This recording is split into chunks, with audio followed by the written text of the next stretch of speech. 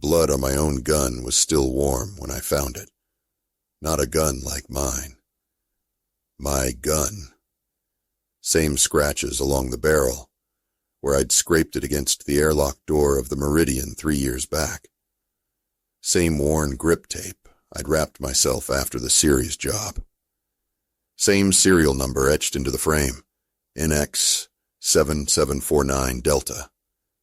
The only difference was this one had been fired recently, and mine was still holstered at my hip.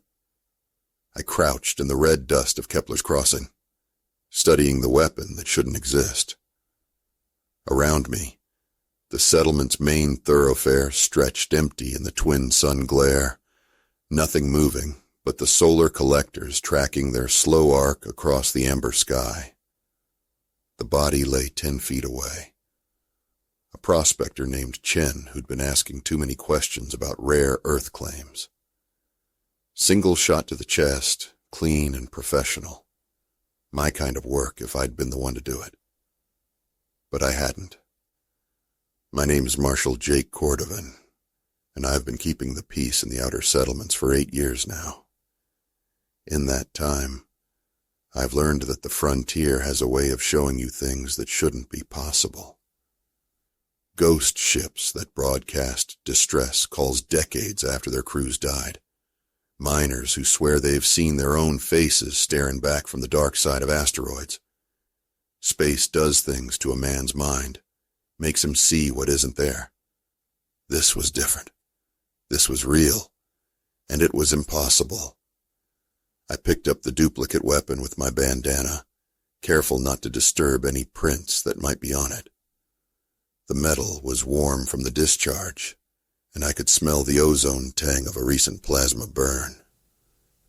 Everything about it screamed authenticity, right down to the slight looseness in the trigger mechanism that I'd been meaning to fix for months.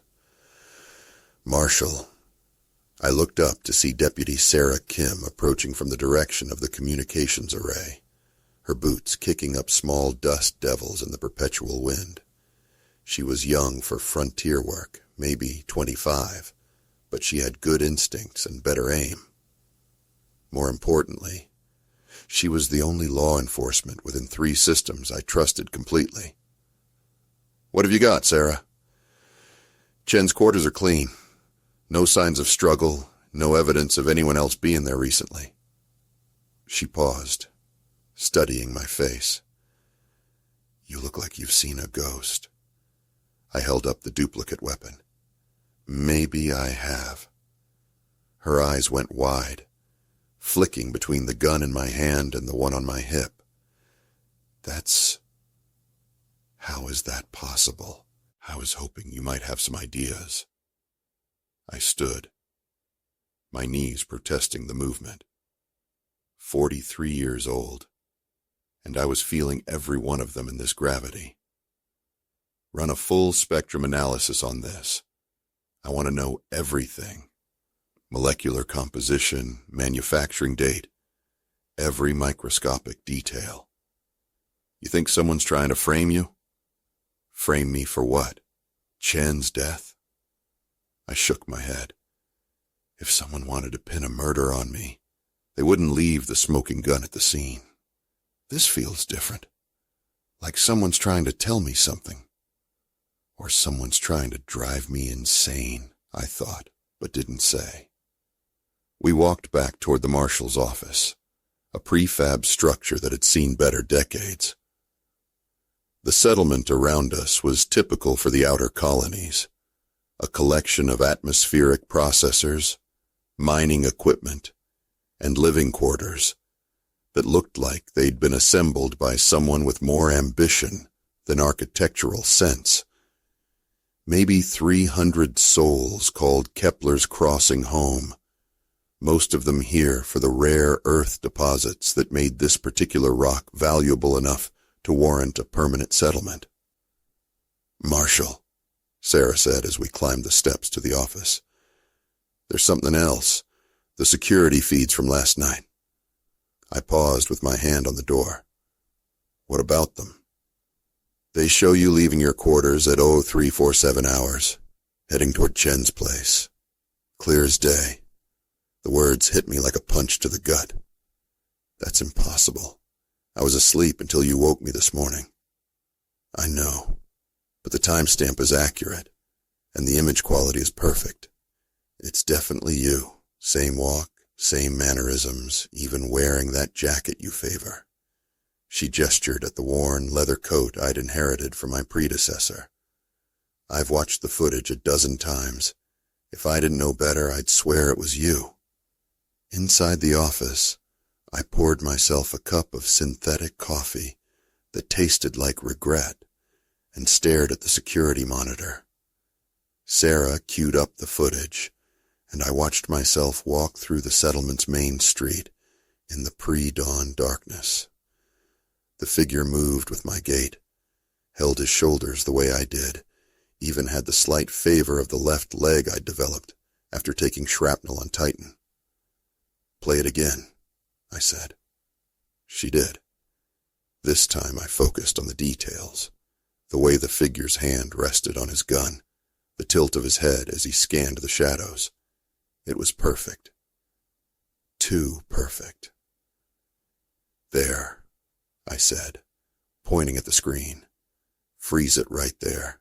The image stopped with my doppelganger in profile, face clearly visible in the streetlight's glow. "What am I looking for?" Sarah asked. "The scar." I touched the thin white line that ran from my left temple to my jawline, a souvenir from a bar fight on Europa. "It's not there." Sarah leaned closer to the screen, squinting. "You're right. No scar. But everything else is perfect." I sat back in my chair, mind racing. Someone's gone to a lot of trouble to duplicate me. The question is why? Could it be some kind of clone? Cloning's been illegal in the colonies for 20 years, and the technology's too expensive for anyone operating out here. I shook my head. Besides, a clone wouldn't have my memories, my mannerisms. This is something else. The comm unit on my desk chimed with an incoming priority message. I activated it, and the face of Administrator Walsh appeared on the screen. He looked haggard, older than his 50 years, with the kind of deep worry lines that came from trying to keep a frontier settlement running on hope and recycled air. "Marshal Cordovan, we have a problem. 3 more bodies turned up this morning. The Morrison family out at their homestead. Same M.O. as Chen. Single shots, professional work." My blood went cold. "Any witnesses?" "Better than that. We have video." Walsh's expression grew grimmer. "Security drone caught the whole thing. It was you, Marshal. Clear as day." I closed my eyes, trying to process what I was hearing. "Administrator, I need you to secure that footage and send it to Deputy Kim immediately. And I need you to put out a settlement-wide alert. Nobody approaches me alone, and everyone stays in groups until we sort this out." "You're telling me to be afraid of you?" "I'm telling you to be afraid of someone who looks exactly like me and has apparently decided to start killing people." After Walsh signed off, Sarah and I sat in silence for a long moment. Outside, the twin suns were reaching their zenith, casting harsh shadows across the settlement.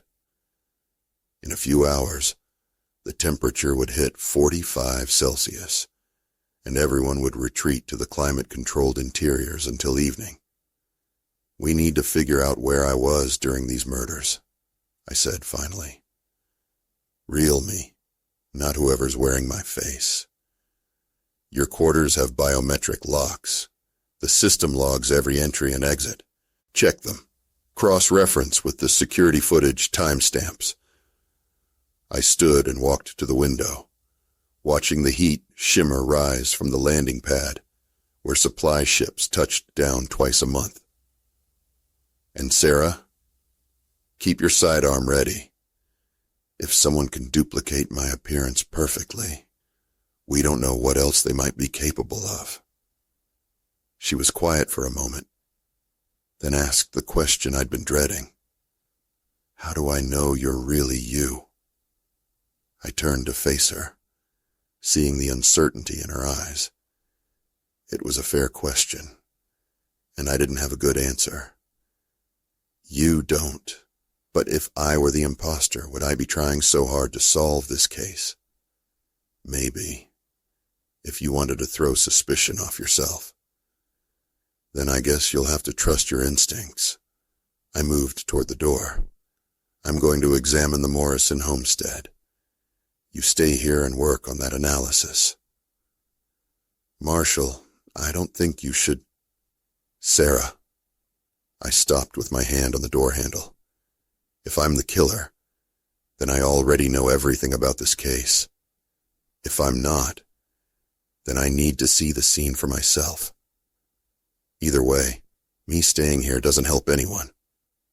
The Morrison homestead sat 3 kilometers outside the main settlement, connected by a dirt road that had been carved by the passage of mining vehicles. I took my personal transport, a beat-up atmospheric rover that had seen better decades, but still ran reliably in the harsh conditions. The family had been trying to start a small agricultural operation, using hydroponics and atmospheric processors to grow real food instead of the synthetic protein most of us survived on. It was ambitious, maybe foolishly so, but I'd respected their determination. Now they were dead. I found them in their main habitat module, Tom Morrison, his wife Elena, and their teenage son Marcus. All 3 had been shot once in the chest, the same clean, professional work I'd seen at Chin's place. No signs of struggle, no indication they'd even seen their killer coming. Trusted him, I murmured, studying the scene. They let him get close because they thought they knew him. I spent an hour going over every inch of the habitat, looking for anything that might tell me who had done this. The killer had been careful. No fingerprints, no DNA traces, no physical evidence beyond the bodies themselves. But he had left something, perhaps without realizing it. In the kitchen area, I found a cup of synthetic coffee that was still faintly warm. The killer had sat down with the family, maybe shared a drink, before executing them. That spoke to a coldness that made my skin crawl. It also suggested someone who knew the victims well enough to be invited in for coffee. My comm unit buzzed with an incoming call from Sarah. I activated it, and her voice crackled through the static. Marshal, I've got the biometric logs from your quarters. According to the system, you never left your room last night. Door sealed at 2200 hours, didn't open again until I came to get you this morning. I felt a moment of relief, followed immediately by confusion. That doesn't make sense. The security footage clearly shows me leaving the settlement. I know. I've been thinking about that. Her voice was tight with worry. What if the footage is fake? Advanced holographic projection, maybe, or some kind of digital manipulation. To what end? If someone wanted to frame me, they're doing a terrible job of it. The evidence contradicts itself. Unless they're not trying to frame you. What if they're trying to drive you crazy? The thought had occurred to me, but I'd been pushing it aside. Now, standing in the Morrison family's blood-soaked home, it seemed all too plausible. But why? What would be the point? I don't know. But Marshal, there's something else. I ran that spectral analysis on the duplicate gun, and it's identical to yours down to the molecular level. Same manufacturing batch, same wear patterns, same everything, according to the computer. They're the same weapon. I closed my eyes, feeling the world tilt around me. That's impossible. I know, but the data doesn't lie. After signing off with Sarah, I sat in the Morrisons' kitchen for a long time, trying to make sense of what I was learning. 2 identical guns, both apparently mine. Security footage showing me committing murders, while biometric logs proved I never left my quarters. A killer who looked exactly like me, but was missing a scar. The pieces didn't fit together, no matter how I arranged them. Unless... I pulled out my personal data pad and accessed the settlement's historical records. Kepler's crossing had been established 8 years ago, shortly after the rare earth deposits were discovered. The first administrator had been a man named Dr. Marcus Reed, a xenoarchaeologist who'd been studying some unusual formations in the nearby canyon system. Reed had died in an accident 2 years into the settlement's existence, but his research notes were still in the public archives. I scrolled through them, looking for anything that might be relevant. Most of it was standard geological survey data, but buried in the appendices, I found something interesting. Reed had discovered what he believed to be artificial structures in the canyon walls, geometric patterns that didn't match natural rock formations. He'd theorized they might be remnants of some ancient alien civilization, but he died before he could prove it. More intriguingly, he'd noted several instances of temporal anomalies in the area. Equipment malfunctions, chronometer discrepancies, reports from survey teams of seeing their own faces in reflective surfaces where no reflections should exist. I was beginning to form a theory, but it was so outlandish, I hardly dared voice it even to myself. The comm unit buzzed again. This time it was Administrator Walsh, and he looked panicked. "Marshal, you need to get back here immediately. We have a situation." "What kind of situation?" "You're standing in the middle of Main Street with your gun drawn, threatening civilians. Deputy Kim is trying to talk you down, but..." The transmission cut to static. I was already running for my rover before the screen went dark. The drive back to the settlement felt like it took forever, my mind racing through possibilities. If my double was in the middle of town with a weapon, people could die. Sarah could die. I pushed the rover as hard as I dared, the engine screaming in protest as I navigated the rough terrain. In the distance, I could see the settlement's lights, and beyond them, the dark mouth of the canyon, where Dr. Reed had made his discoveries. I reached the edge of town just as the shooting started. The scene in Main Street was chaos. My doppelganger stood in the center of the thoroughfare, gun in hand, while terrified civilians scattered for cover. He looked exactly like me. Same clothes, same stance, same everything. The only difference was the expression on his face, a coldness I'd never seen in my own mirror. Sarah was behind an overturned cargo container, her weapon drawn, but not firing. Smart girl. She couldn't be sure which one of us was real. "Sarah!" I called out, staying low as I moved between buildings. "It's me! The real me!" Both my double and Sarah turned toward my voice. The imposter's face showed no emotion, but Sarah's was a mask of confusion and fear. "How do I know?" she shouted back. Good question. I thought fast, trying to come up with something only the real Jake Cordovan would know. "Your first week on the job, you accidentally discharged your weapon in the office and put a hole in the wall behind my desk. We covered it with a duty roster printout, and it's still there." Sarah's face showed recognition, But before she could respond, my double spoke for the first time.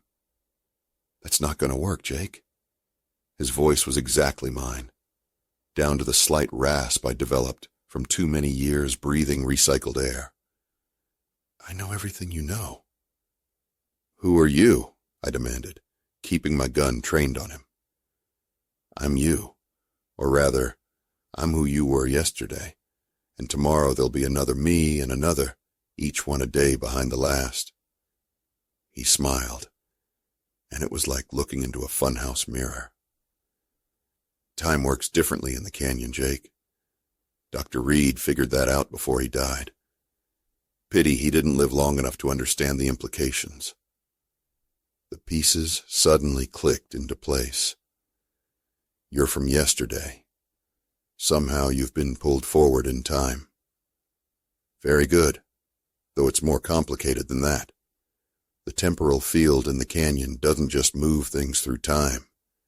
It creates echoes, duplicates that exist slightly out of phase with the original timeline." He gestured toward the dark canyon mouth. "Every day at sunset, when the field reaches its peak strength, it creates another copy of whatever's nearby. Usually it's just rocks and sand, but sometimes it's people.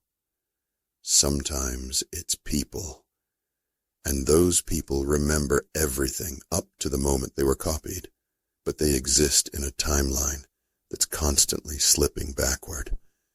Yesterday's Jake Cordovan, trying to live in today's world." I kept my gun steady, but my mind was reeling. "Why are you killing people?" "Because they're not my people. In my timeline, Chen is still alive. The Morrisons are still trying to grow their crops. But I'm stuck in this timeline where everything is one day ahead of where it should be." His expression grew darker. "Do you know what it's like to be constantly out of step with reality? To remember conversations that haven't happened yet? To know things that won't be true until tomorrow? That doesn't justify murder, doesn't it? I'm trying to correct the timeline, to put things back the way they should be. Every person I eliminate is one less discrepancy between my reality and this one." Sarah had been listening to this exchange with growing horror. Now she spoke up. "You're insane. You can't just kill people because they don't fit your version of reality." "Can I?" My double turned his attention to her, and I saw his finger tighten on the trigger. "You're the biggest discrepancy of all, Deputy Kim. In my timeline, you died 3 days ago in a transport accident, but here you are, walking around, disrupting the natural order of things." I didn't hesitate. The moment I saw him turn toward Sarah, I fired. The plasma bolt caught him center mass, and he staggered backward, his own weapon falling from nerveless fingers. But instead of collapsing, he began to fade, becoming translucent like a hologram losing power. "You can't kill me, Jake," he said, his voice growing distant. "I'm not really here. I'm an echo, a shadow cast by the temporal field. And every day at sunset, there'll be another one." He faded completely, leaving only the smell of ozone and the echo of his words. Sarah emerged from cover, her face pale but determined. "Is it over?" I looked toward the canyon, where the twin suns were beginning their descent toward the horizon. "No. If he's right, there'll be another one tomorrow, and the day after that." "Then what do we do?" I holstered my weapon and pulled out my comm unit. "We evacuate the settlement, everyone tonight, and then we seal that canyon permanently. The rare earth deposits aren't worth people's lives." I activated the emergency broadcast system. "This is Marshal Cordovan. All residents of Kepler's Crossing are to report to the landing pad immediately for emergency evacuation. This is not a drill." It took 6 hours to get everyone off world. The supply ship that had been scheduled to arrive next week was diverted to our location, along with 2 additional transports from the nearest system. By the time the twin suns touched the horizon, the settlement was empty except for Sarah and me. We stood at the edge of the canyon, watching the light fade from the sky. In the distance, I could see the geometric patterns Dr. Reed had discovered, now glowing faintly in the twilight. "Are you sure about this?" Sarah asked, her finger hovering over the detonator control.